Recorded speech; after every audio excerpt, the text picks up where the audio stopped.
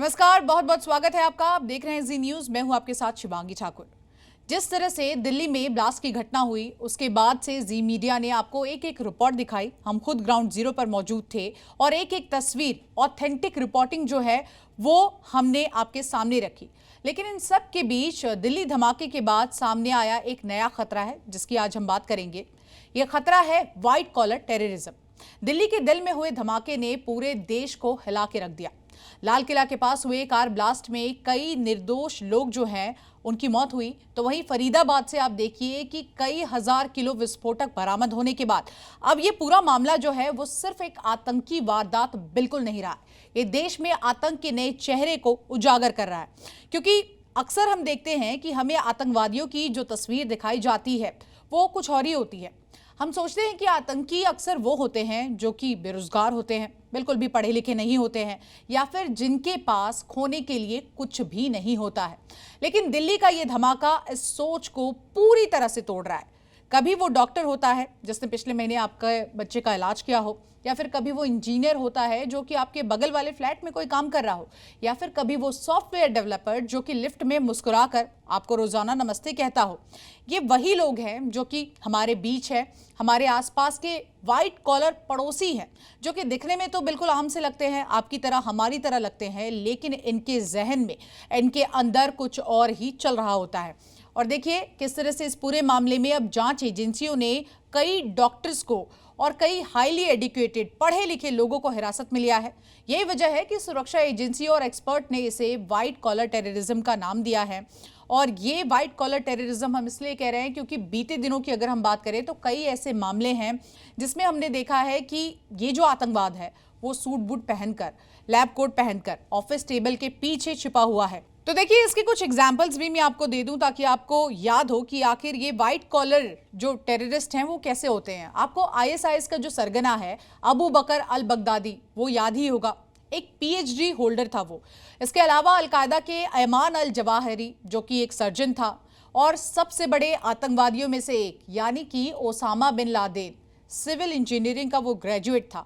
दुनिया के कई ऐसे कट्टरपंथी सरगना जो कि असल में क्लासरूम, यूनिवर्सिटीज, इन सब जगह पर काफी ज्यादा पढ़े लिखे और अच्छे बैकग्राउंड से आते हैं, लेकिन उनकी सोच जो है वो पूरी तरह से अलग होती है। व्हाइट कॉलर टेररिज्म आखिर क्या होता है ये हम आपको समझा रहे हैं, और आप देखिए इसका इस्तेमाल वो लोग करते हैं जो पढ़े लिखे होते हैं और समाज में बहुत ज़्यादा सेलिब्रेटेड होते हैं, सम्मानित होते हैं। इन पर आपको जल्दी शक नहीं होगा, लेकिन इनकी जो कट्टरपंथी सोच है, हिंसक मानसिकता है, वो इनके चेहरे, इनके हाव भाव, या जो उनका रहन सहन है, एक लाइफस्टाइल है जिसको ये मेंटेन करते हैं, उसके पीछे छिप जाती है। ये वही लोग हैं जिनकी एक बाहरी छवि पूरी तरह से सम्मानित नागरिक की होती है, जैसे कि कोई डॉक्टर हो, इंजीनियर हो, कोई वैज्ञानिक हो, सॉफ्टवेयर एक्सपर्ट हो, लेकिन अंदर ही अंदर ये चरमपंथी विचारधारा से प्रभावित होकर आतंकी गतिविधियों में शामिल हो जाते हैं।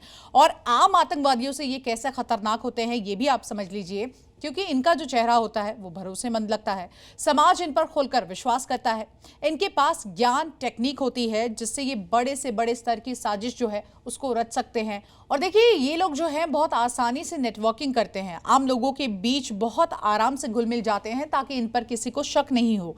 लेकिन असल में ये साइलेंट ऑपरेटर होते हैं। इनका जो हुलिया है ये बदलते नहीं है, इनका कोई उग्र बयान नहीं होता है, लेकिन इनके भीतर साजिश पनप रही होती है। और दिल्ली का जो धमाका है वो एक व्हाइट कॉलर टेररिज्म की ही मिसाल है। फरीदाबाद में आप देखिए किस तरह से जो डॉक्टर्स हैं उनके घर से विस्फोटक सामग्री मिलना, ये दर्शाता है कि साजिश सिर्फ आतंकी अड्डों तक सीमित नहीं है, बल्कि तकनीकी और मेडिकल ज्ञान का इस्तेमाल करके विस्फोटक तैयार करने और उसे सुरक्षित रखने में भी किया गया है। नेटवर्किंग, रिसोर्स मैनेजमेंट प्रोफेशनल स्तर पर किया गया है, जो कि सामान्य आतंकी मॉड्यूल नहीं कर सकता है। सुरक्षा एजेंसियों की चुनौती अब यही है कि व्हाइट कॉलर टेररिज्म से आखिर कैसे निपटना है, क्योंकि पारंपरिक जो आतंकवाद है ये उससे बहुत ज्यादा कठिन है। यहाँ पर इंटेलिजेंस इनपुट की बहुत ज़्यादा ज़रूरत होती है, ये गहरा होना चाहिए। सोशल मीडिया और साइबर ट्रैकिंग इसमें अहम भूमिका निभाता है, और सबसे ज़रूरी है माइंडसेट, मॉनिटरिंग, क्योंकि ये लोग समाज के उसी हिस्से से आते हैं जहाँ पर कट्टरपंथ की उम्मीद सबसे कम की जाती है। आपको उम्मीद भी नहीं होगा कि आपके सामने जो व्यक्ति पढ़ा लिखा दिखाई दे रहा है, जिसका समाज में एक तबका है, जो एक अलग छवि रखता है, उसके पीछे की सोच कैसी है, उसकी मानसिकता कैसी है। और देखिए दिल्ली का जो धमाका हुआ है वो एक वेकअप कॉल है।